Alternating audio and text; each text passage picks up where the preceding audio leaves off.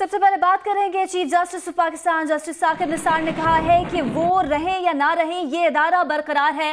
इदारों से मुताल्लिक मामलात में किसी का होना या ना होना मायने नहीं रखता। चीफ जस्टिस पाकिस्तान ने कोयटा में वकला से खिताब करते हुए कहा कि बलोचिस्तान के साथ नाइंसाफी नहीं होने देंगे। उन्होंने कहा कि बलोचिस्तान के अवाम को उनके बुनियादी हुकूक की फराहमी यकीनी बनाना भी हमारी जिम्मेदारी है।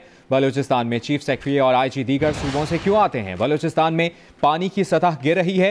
माजी में इसके लिए क्या इकदाम उठाए गए? क्या किसी का एहतसाब नहीं होना चाहिए? Chief Justice of Pakistan, the entire Supreme Court of Pakistan acknowledges you, and you have the fundamental rights like any other citizen in any other province of Pakistan, and it is your right to enforce those fundamental rights, and it is the duty of the Supreme Court and the superior judiciary of Pakistan to ensure and enforce those rights in favor of the people of this province. मैं रहूं ना रहूं, ये institution बरकरार है। मेरे बाद आने वाले बड़े जय्यद लोग हैं, मुझसे ज़्यादा बेहतर हैं, तो ये कंटिन्यूटी इंशाल्लाह ताला उन मामलात में जो कि इंस्टीट्यूशनलाइज्ड इश्यूज़ हैं उनके बारे में किसी का रहना या किसी का ना रहना मानी नहीं रखता। वज़ीर आला सिंध सैयद मुराद अली शाह ने सिंध एपेक्स कमेटी के 23वें इजलास में सिक्योरिटी पर खुसूसी तवज्जो देने पर जोर दिया। स्ट्रीट क्राइम की सजा 3 से 7 साल होगी। एपेक्स कमेटी ने कराची में सेफ सिटी पायलट प्रोजेक्ट के तौर पर शुरू करने की मंजूरी दे दी। कोर कमांडर कराची ने कहा कि साइबर क्राइम सिस्टम अपना होना चाहिए। आर्मी साइबर सिक्योरिटी विंग से हुकूमत सिंध की मदद करने की सिफारिश करेंगे। इजलास में 22 एपेक्स कमेटी के फैसलों पर अमल दरामद और दीगर उमूर पर तबादला ख्याल किया गया।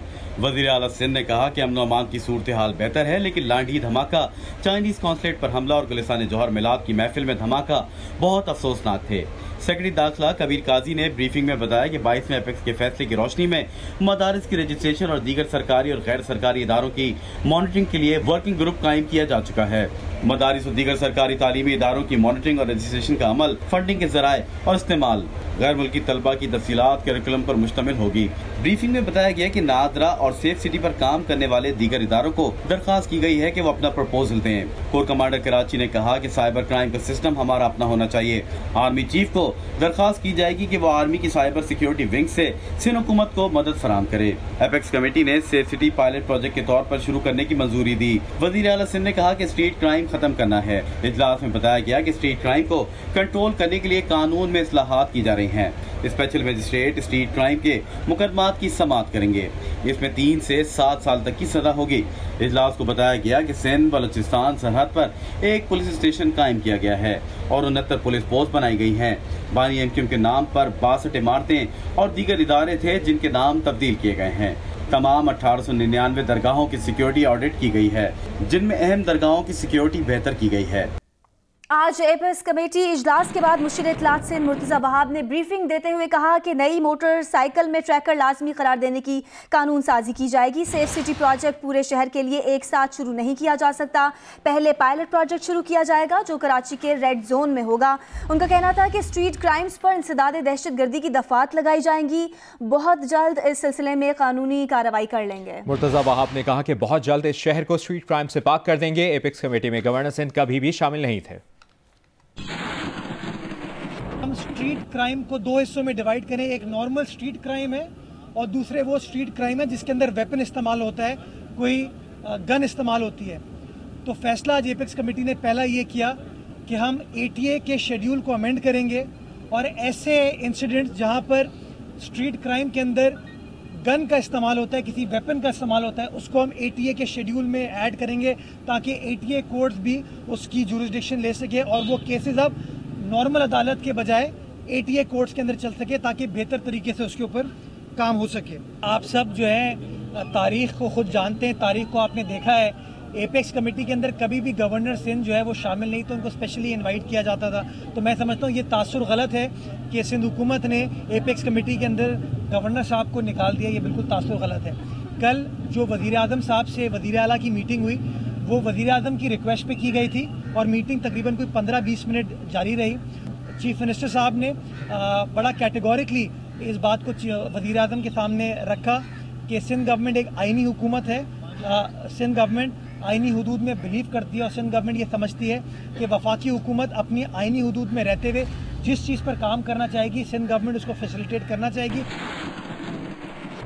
और अभी आपको बताएं, लाहौर की नैब अदालत ने शहबाज शरीफ का एक दिन का राहदारी रिमांड दे दिया है। ऑपोजिशन लीडर शहबाज शरीफ आज कौमी असेंबली इजलास में शिरकत करेंगे। पुलिस टीम शहबाज शरीफ को लेकर इस्लामाबाद के लिए रवाना हो गई है। शहबाज शरीफ को मोटरवे के जरिए इस्लामाबाद ले जाया जा रहा है। मौसम की खराबी के बायस हवाई जहाज से ले जाने का प्रोग्राम मंसूख किया गया। स्पीकर कौमी असेंबली ने शहबाज शरीफ के प्रोडक्शन ऑर्डर जारी किए थे। कमिश्नर इस्लामाबाद के नोटिफिकेशन के मुताबिक मिनिस्टर इनक्लेव की रिहाइशगाह शहबाज शरीफ के लिए सब जेल करार दी गई है और इस नोटिफिकेशन के मुताबिक शहबाज शरीफ को कौमी असेंबली इजलास जारी रहने तक सब जेल में रखा जाएगा। तर्जुमान मुस्लिम लीग नून मरियम औरंगजेब का कहना है कि इस हुकूमत का असल मसला झूठ बोलना है। मली रॉड्रिक के खिलाफ इसाक डार के दस्तखत शुदा मुआहदे वजीर आजम ने चोरी करके अपने बना लिए। इस मामले पर मुआफ़ी ना मांगे मगर शर्मिंदा तो हों। मरियम औरंगजेब ने कहा कि झूठ की आदी नाअहल हुकूमत फीते काटने के लिए हमारे मंसूबे भी चोरी कर रही है। पहले कहा कि डॉलर की कीमत टीवी से पता चली, फिर वजीर खजाना ने कहा कि मैंने पहले से बता दिया था।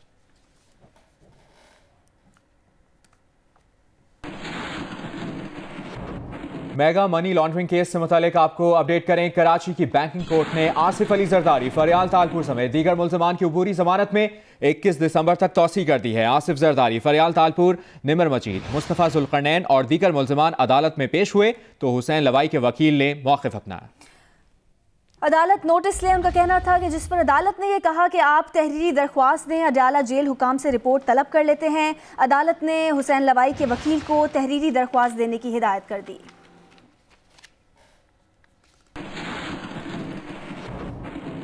और पीपल्स पार्टी पार्लियामेंटेरियन के मरकजी तर्जुमान नफीसा शाह का कहना है कि पीपल्स पार्टी के रहनुमाओं की supreme court, high courts, banking courts और नैब में पेशियां हो रही हैं। इमरान खान पर भी नैब का केस है लेकिन उन्हें नैब से इस्तिस्ना है। उन्होंने कहा कि अलीमा खान से मुतालिक एक रिपोर्ट आई और कोई पेशरफ नहीं हुई। अलीमा खान भी कहीं पेश नहीं होती। नफीसा शाह का कहना था कि तहरीक इंसाफ का मंशूर था 2 नहीं 1 पाकिस्तान, लेकिन आज हमें 2 पाकिस्तान नजर आ रहे हैं।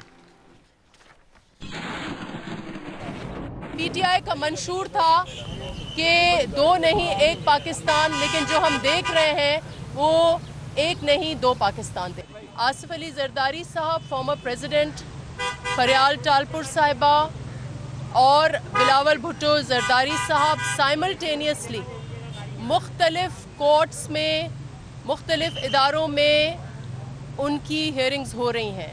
दूसरी तरफ इमरान खान साहब खुद के ऊपर नैब केस है, उनको हियरिंग से इस्तिस्ना है। 5 इदारे जो हैं वो पीपल्स पार्टी के लीडरान को कोर्टों में और बाकी जगहों पर उनको बुलाया जा रहा है और एतराज़ सिर्फ ये है कि एक ही जगह हियरिंग होनी चाहिए और according to the justice system 3 step justice system है कि पहले लोअर कोर्ट में होता है, उसके बाद अपील के स्टेप्स दिए जाते हैं। वज़ीर आज़म की ज़ेर सदारत वफाकी काबीना के खुसूसी इजलास से मुतालिक अपडेट यह है कि गुज़श्ता 3 माह में किए गए सर्विस डिलीवरी और किफ़ायतशुमारी इक़दामात का जायज़ा लिया गया। वफाकी वजारतों और इदारा जाती परफॉर्मेंस बेहतर बनाने की मुख्तलिफ तजावीज़ का भी जायज़ा लिया गया। मज़ीद जानेंगे नुमाइंदा जियो न्यूज़ आसिफ अली भट्टी से। आसिफ, कौन से अहम फैसले लिए जाने का इम्कान है इस इजलास में? देखिए, वज़ीर आज़म इमरान खान ने ये खुसूसी कैबिनेट इजलास बुलाया है जिसमें 40 से ज़्यादा वजारतें और डिवीजन्स हैं जिन्होंने अपनी गुज़श्ता 3 माह की कारकर्दगी की तफसीलात पेश करनी है और ये सिलसिला आज सुबह से जारी है। और इस इजलास में अब तक जो तफसीलात सामने आई हैं ज़राए के हवाले से, उन्होंने बताया है कि तकरीबन 15 के करीब वजारतों ने और डिवीजन्स ने अपनी कारकर्दगी रिपोर्ट पेश की है अभी तक वज़ीर आज़म को। और इसके साथ साथ वज़ीर आज़म ने 5 से 7 मिनट तक मुख्तलिफ सवालात भी उठाए हैं और मुख्तलिफ ऐसे इक़दाम जो कि मिनिस्ट्रीज की तरफ से उनको कहा गया था उठाने को, उस बारे में भी तफसीली रिपोर्ट हासिल की है। साथ ही में ये फैसला किया गया है आज के इजलास में कि 3 माह के बाद, हर 3 माह के बाद तमाम वजारतों की कारकर्दगी की तफसीली रिपोर्ट हासिल की जाएगी ताकि उनको स्मूथ उनकी कारकर्दगी को रखा जा सके और जहां पर कुछ एबनॉर्मलिटीज हैं उनको बेहतर बनाया जा सके। साथ ही में इस आज के इस इजलास में ये भी तय किया जाना है कि आइंदा जो 5 साल के इक़दाम होंगे उसके लिए क्या रोड मैप होना चाहिए तमाम वजारतों के लिए, उस बारे में वज़ीर आज़म इंस्ट्रक्ट भी करेंगे। और साथ ही में वजारतों पर जो इस वक्त वजीर लगे हुए हैं और मुशीर हैं, उनकी ज़ाती तौर पर कारकर्दगी का भी जायजा वज़ीर आज़म लेंगे और इस बात का इम्कान है कि जिस वजारत के हवाले से उन्हें तसल्ली और तशफ़ी नहीं होगी उसको तब्दील भी किया जा सकता है उस वजीर को, जो मुशीर को। लेकिन अभी तक ये तमाम फैसले, अभी ये इजलास जारी है और इम्कान है कि शाम तक ये इजलास जारी रहेगा। जी, शाम तक ये इजलास जारी रहेगा। बहुत शुक्रिया आपका आसिफ अली भट्टी। लाहौर के शेख ज़ायद अस्पताल में यंग डॉक्टर्स, यंग नर्सेज और पैरामेडिकल स्टाफ का एहतजाज तीसरे रोज भी जारी है। यंग डॉक्टर्स ने ओपीडीज बंद कर रखी हैं और प्रोफेसर्स के दफातर बंद करके गार्ड्स के जरिए मरीजों को बाहर निकलवा दिया है। मियां अस्पताल के यंग डॉक्टर्स भी इनकी हिमायत में ड्यूटी छोड़कर अस्पताल के अहाते में जमा हो गए और रैली निकाली। देखते हैं ये रिपोर्ट। लाहौर के शेख ज़ायद अस्पताल में यंग डॉक्टर्स, यंग नर्सेज और पैरामेडिकल स्टाफ मुसलसल तीसरे दिन भी सरापा एहतजाज। यंग डॉक्टर्स ने ओपीडी बंद कर दी। प्रोफेसर के दफातर में चेक कराने के लिए आने वाले मरीजों को गार्ड्स के जरिए बाहर निकलवा कर उनके दफातर बंद करा दिए। ओपीडी की बंदिश और इलाज मुआवजे की सहूलतें न मिलने के बायस मरीज और उनके लवाकिन ख्वार होकर रह गए। इन्हें किराए पुट के आए थे, इतने कितना मतलब बैठे रहे हैं। बहुत परेशानी हो रही है, सारे डॉक्टर बाहर खड़े हैं, मरीज अंदर ख्वार हो रहे हैं, उनको कोई चेक करने नहीं आ रहा। यंग डॉक्टर्स का मुतालबा है कि अस्पताल इंतजामिया डॉक्टरों के खिलाफ इंतकामी कार्रवाइयां बंद करे, कॉन्ट्रैक्ट पर भर्ती डॉक्टरों को निकालने का फैसला वापस लिया जाए, मुअत्तल डॉक्टरों को फौरी बहाल किया जाए और हॉस्टल की सहूलतों समेत दीगर मुतालबात पूरे किए जाएं। डॉक्टर्स की टर्मिनेशन जब तक रुकेगी नहीं, गर्ल्स हॉस्टल का मसला जब तक हल नहीं होगा, ये प्रोटेस्ट डेली बेसिस पे जारी रहेगा। हमारे मुतालबात को नहीं माना जाता तो ये प्रोटेस्ट का सिलसिला बढ़ाया जा सकता है। मियां अस्पताल के यंग डॉक्टर्स भी शेख ज़ायद अस्पताल के यंग डॉक्टर्स की हमायत में ड्यूटी छोड़कर अस्पताल के अहाते में जमा हो गए और रैली निकाली। शेख ज़ायद अस्पताल इंतजामिया का मौक़िफ़ है कि डॉक्टरों को एहतजाज करने पर निकाला था, इंक्वायरी कमेटी बना दी है। खबर ने आपको इस्लामाबाद से, जहां पे डी चौक में बेसिक एजुकेशन कम्युनिटी स्कूल्स के असातिज़ा का एहतजाज 8वें रोज में दाखिल हो गया। एहतजाज पर बैठे असातिज़ा ने पार्लियामेंट हाउस की तरफ जाने की कोशिश की तो पुलिस ने उन्हें आगे बढ़ने से रोक दिया। असातिज़ा का कहना है कि हुकूमत की तरफ से उनकी मुलाजमतों को मुस्तकिल करने समेत दीगर मुतालबात की मंजूरी तक ये एहतजाज जारी रहेगा। मज़ीद तफसीलात आमना आमिर से।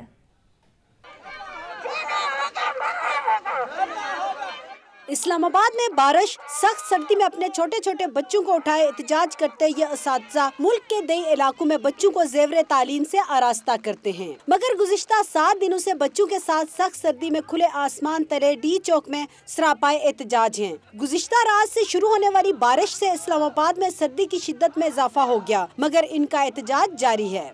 इंशाल्लाह हम अपना एहतजाज जारी रखेंगे, जब तक हमारे मुतालबात नहीं माने जाएंगे हम अपना एहतजाज जारी रखेंगे। 1 हफ्ता बारिश रहे, हम बच्चे भी लेके आएंगे और हम खुद भी आएंगे, बेशक हम बीमार भी हो जाए, हम अपना धरना इसी तरह जारी रखेंगे। पुलिस ने इतना तशद्दुद किया अभी हम पर, लेकिन इसके बावजूद हमने इतने फुट से लेकर इतने फुट तक तो पहुंच गए ना, तो इंशाल्लाह हम आगे तक भी जाएंगे। अभी तक कोई नुमाइंदा नहीं आया हमारे साथ, उसने डायलॉग नहीं किया। हम बात करने के लिए हम पुरअमन है, हम टीचर है, हम मॉडल है, रोल मॉडल है माशरे के लिए। पार्लियामेंट के सामने बैठेंगे, लेकिन अभी तक हम गवर्नमेंट का कोई नुमाइंदा तो नहीं आया है।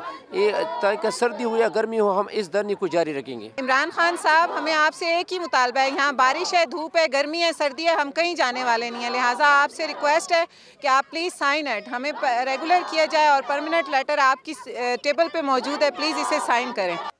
असातिज़ा का कहना है कि अगर इनके मुतालबात नहीं माने जाते तो वो पार्लियामेंट हाउस की तरफ जाएंगे। असातिज़ा ने आज पार्लियामेंट हाउस की तरफ जाने की कोशिश की तो उन्हें पुलिस ने रोक दिया। ज़ायरीन का कहना है कि हुकूमत उनके मसाइल और शदीद सर्दी में जारी एहतजाज को मुसलसल नजरअंदाज कर रही है। कैमरामैन मोहम्मद खाकान के साथ आमना अमीर, जियो न्यूज़, इस्लामाबाद। अफसोसनाक खबर तौसा से शामिल करेंगे। तौसा में तेज रफ्तार मुसाफिर बस चश्मा राइट बैंक कैनाल में जा गिरी। बस हादसे में रेस्क्यू एहलकारों ने एक और लाश नहर से निकाल ली है, जिसके बाद जाँ बहक अफराद की तादाद अब 7 हो गई है। बस में 20 से ज्यादा अफराद सवार थे। तफसीलात बता रहे हैं जियो न्यूज़ के नुमाइंदे अदनान मुज्तबा। जिस वक्त मैं मौजूद हूँ चश्मा राइट बैंक केनाल पर, इस वक्त मैं आपको बताता चलूँ जो रेस्क्यू ऑपरेशन है वो ताहाल जारी है। इस वक्त थोड़ी देर कबल यहाँ सर एक बस कंडक्टर की लाश को भी निकाल लिया गया है नहर से, और अब तक जो जाँ बहक होने वाले अफराद हैं उनकी तादाद 7 हो चुकी है, जबकि 8 अफराद को ज़िंदा निकाला गया है।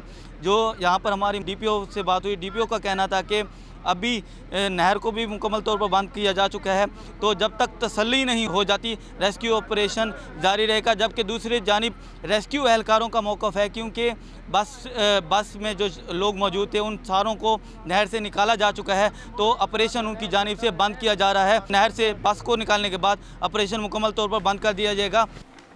और अभी आपको बताएं, एसएसपी पीर मोहम्मद शाह का कहना है कि कराची में 2 दरिया के करीब चेकिंग के नाम पर शहरियों को लूटने वाले जालसाज गिरफ्तार कर लिए गए। मुलजमान शाह आलम और ज़ुहैब अब्दुल सत्तार ईदी एवेन्यू पर शहरियों की चेकिंग कर रहे थे। साहिल थाने की पुलिस टीम ने शिकायत पर चेक किया तो एक मुलजिम ने पुलिस कैप पहनी हुई थी। SSP साउथ का यह भी कहना है कि पुलिस के पूछने पर एहलकारों ने खुद को दरख्शां थाने की पुलिस पार्टी जाहिर किया, सबूत न दे सके। तफ्तीश के दौरान जाली पुलिस एहलकार साबित हुए। मुलजिमान के खिलाफ साहिल थाने में दफा 170, 171, 34 के तहत मुकदमा दर्ज कर लिया गया है। इस वक्त लाहौर में वज़ीर इत्तलात पंजाब फयाजुल हसन चौहान मीडिया से गुफ्तगू कर रहे हैं। IMF के पास जाना पड़ेगा इमरान खान साहब को और IMF की हर उल्टी सीधी बात को तस्लीम करना पड़ेगा, लेकिन अल्लाह पाक के करम से IMF के पास जाए बगैर इमरान खान साहब ने प्राइम मिनिस्टर की हैसियत से अपनी आला कायदाना सलाहियतों को और अपनी डेडिकेशन, जो मुल्क और कौम के लिए उस हीरो की डेडिकेशन है, जिस हीरो ने 1992 से लेके आज तक पाकिस्तान का नाम हमेशा रोशन किया बड़े बड़े कारनामों की सूरत में, उन्होंने ये कारनामा भी मैं ये समझता हूँ कि वर्ल्ड कप वाला कारनामा है इमरान खान साहब का। इमरान खान साहब का नमल वाला कारनामा है, इमरान खान साहब का शौकत खाना वाला ये कारनामा है कि पाकिस्तान को दिवालिया होने से और पाकिस्तान की इकानमी को दिवालिया होने से बचा लिया। तो मैं ये समझता हूँ कि हम ज़ाती तौर पर अल्लाह पाक के सामने भी सुरखरू हैं, आवाम के सामने भी सुरखरू हैं और हम अपने कायद इमरान खान साहब और सरदार उस्मान बुज़दार साहब के सामने भी सुरखरू हैं कि हमारे तमाम मिनिस्टर ने सूबे के हों या वफाक के हों, पूरी तुंदही के साथ उन्होंने सूबे की भी और पाकिस्तान की भी खिदमत की। और एक चीज़ आखिरी, इस 100 दिनों के अंदर 25 से लेकर कोई 28-29 छुट्टियाँ आईं, सिंगल एक छुट्टी जो है वो मिनिस्टर्स ने नहीं की। मैं कम से कम दावे से आपके सामने कह सकता हूँ कि सिंगल एक छुट्टी नहीं की, सिंगल एक छुट्टी। ये किस वजह से नहीं की?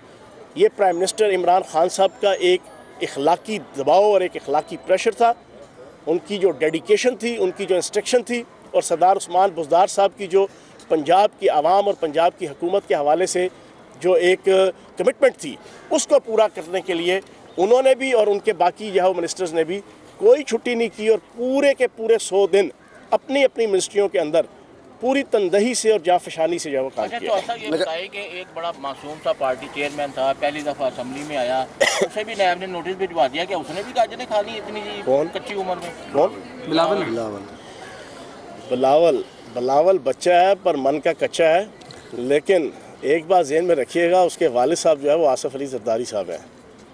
गाजरें उसने खाई हैं या नहीं खाई जो उसे नोटिस भेजा?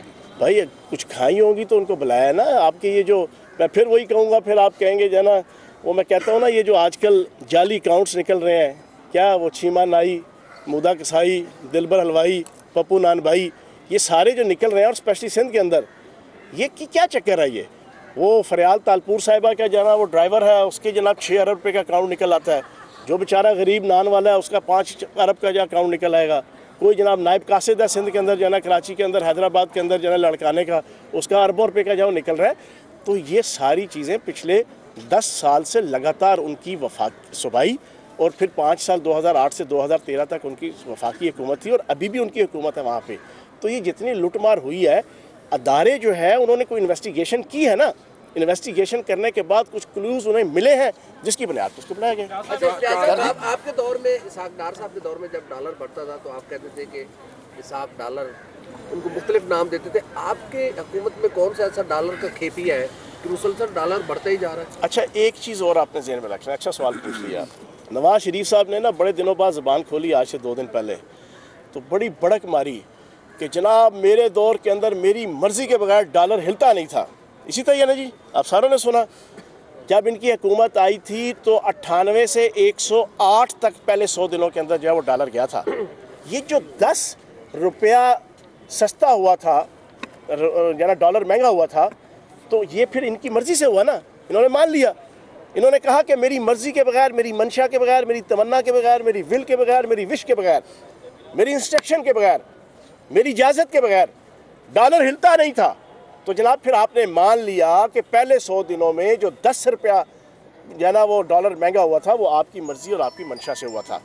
आपने कहा जी कि आपने 100 दिन कोई छुट्टी नहीं की, कुछ नहीं किया। पंजाब असेंबली में वही मसला है कोरम का, और अवामी नुमाइंदों को आपके 35 वज़रा हैं, 10 उनके साथ और लोग हैं, 45 की आपकी वो फौज है वज़रा की, वो यहाँ कहाँ है? वो कोरम क्यों नहीं पूरा करते? अच्छा, आपकी बात ठीक है, कोरम का इशू है, लेकिन इस कोरम के इशू में अकेला जो है वो ट्रेजरी बेंचेस ही है ना, उसकी जिम्मेदारी नहीं होती।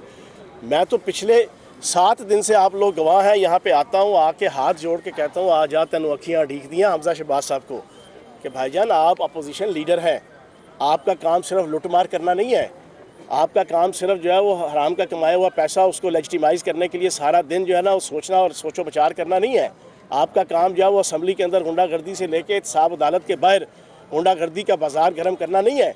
आपका काम ये है कि जब असम्बली की कार्रवाई वो वाली हो रही हो जिसमें वजारतों के हवाले से पूछ पड़तीत हो, सवालों जवाब हो, इन्वेस्टिगेशन हो रही हो, मेम्बरान की तरफ से सारा इंस्पेक्शन हो रही हो कि किस मिनिस्ट्री के अंदर क्या हो रहा है, क्यों हो रहा है, किस तरह हो रहा है, वहाँ पे आके अपोजिशन लीडर का फ़र्ज़ बनता है कि डेली आए, वहाँ पे खड़े होकर सारी चीज़ों को देखे, सारी चीज़ों को सुपरवाइज़ करे, ताकि जो मैंडेट उसको मिला है और जो ओहदा उसको मिला है और उस ओहदे के करोड़ों रुपए की जो है ना वो प्रिविलेज पर्क एंड प्रिविलेज जो है वो जनाब वो गेन कर रहे हैं, उसका हक अदा करें। लेकिन वो मजाल है हमजा शहबाज साहब आने को तैयार ही नहीं है। वो जाते हैं तो एहतसाब अदालत में जाके गुंडागर्दी करते हैं। तो ये 2 वे अरसलान भट्टी साहब ये है, अपोजिशन का भी काम है, हुकूमत का भी काम है। अपोजिशन लीडर जो है पंजाब असेंबली उसकी सरकारी हैसियत है, एक वो कैंपेन चला रहे हैं अपने हल्के के अंदर PP 168 के अंदर, तो इलेक्शन कमीशन को नोटिस लेना चाहिए इसका। आपकी बात 100% दुरुस्त है। आपकी उस बात को मैं आगे कन्वे करते हुए मैं इलेक्शन कमीशन से भी, चीफ इलेक्शन कमिश्नर साहब से भी ये गुजारिश करूँगा कि हमजा शहबाज साहब असम्बली तो आ नहीं रहे लेकिन इलेक्शन कैंपेन चला रहे हैं। हम मिनिस्टरों के ऊपर पाबंदी है कि हमारी एक सरकारी हैसियत है, तो उनकी भी एक सरकारी हैसियत है, वो भी अपोजिशन लीडर है, एक सरकारी ओहदा है, तो उनके ऊपर भी पाबंदी होनी चाहिए। लाहौर में वज़ीर इत्तलात पंजाब फयाजुल हसन चौहान मीडिया से गुफ्तगू कर रहे थे। कराची प्रेस क्लब के बाहर बहरिया टाउन से ताल्लुक़ रखने वाले ओवरसीज़ पाकिस्तानी रिहायशी इन्वेस्टर्स और रियल स्टेट एजेंट्स की जानिब से एहतजाज किया गया। इसी हवाले से मज़ीद तफसीलात जानते हैं नुमाइंदा जियो न्यूज़ ज़ीशान शाह से। बहरिया टाउन के रियल एस्टेट एजेंट्स, इसके अलावा रिहायशी और कॉन्ट्रैक्टर्स की एक बड़ी तादाद यहाँ पर प्रेस क्लब के बाहर आई। आज के दिन उन्होंने एक कॉल दी थी मुजाहिरे की तौहीद कमर्शियल एरिया में, इनको आज वहाँ पे जमा होना था लेकिन पुलिस ने अलाउ नहीं किया, जिसके बाद में अब उन्होंने प्रेस क्लब का रुख किया है। मोहतरम चीफ जस्टिस साहब से सिर्फ हमारी ये अपील है कि वो एक दफ़ा बहरिया टाउन को विजिट करें और उन लोगों को जो है वो छत दे दे। वहाँ पे मजदूर लाखों की तादाद में मजदूर काम कर रहे हैं, उनके तो बेचारों का रोज कमाते हैं, रोज खाते हैं। मसले को जल्द से जल्द हल किया जाए। यहाँ पे लोगों की तकरीबन 770 अरब रुपए की इन्वेस्टमेंट हो चुकी है। जितने भी कॉन्ट्रैक्टर्स और जो इन्वेस्टर्स हैं उनकी बड़ी तादाद यहाँ पर पहुंची और अरबाब इख्तियार से उन्होंने अपील की है कि इनके मसले को जल्द से जल्द हल कराया जाए। कराची सर्कुलर रेलवे के ट्रैक पर कायम तजावज़ात के खात्मे के लिए 11 दिसंबर से बाकायदा ऑपरेशन का आगाज़ किया जाएगा। सुप्रीम कोर्ट के अहकामात की रोशनी में कराची सर्कुलर रेलवे ट्रैक पर कायम तजावज़ात के खिलाफ ऑपरेशन के पहले मरहले में गुलबर्ग और लियाकताबाद में रेलवे ट्रैक पर कायम तजावज़ात को ख़त्म किया जाएगा। इस हवाले से गरीबाबाद में ट्रैक पर कायम फर्नीचर मार्केट का ज़िले इंतज़ामिया और महकमा इंसदाद तजावज़ात के अफसरान ने पुलिस हुक्काम के हमरा दौरा किया और मार्केट के दुकानदारों को खुद तजावज़ात हटाने की हिदायत की। Hi, I'm Mohammad Junaid. Thanks for watching Geo News. For more videos and updates, don't forget to click the subscribe button. Keep watching Geo News.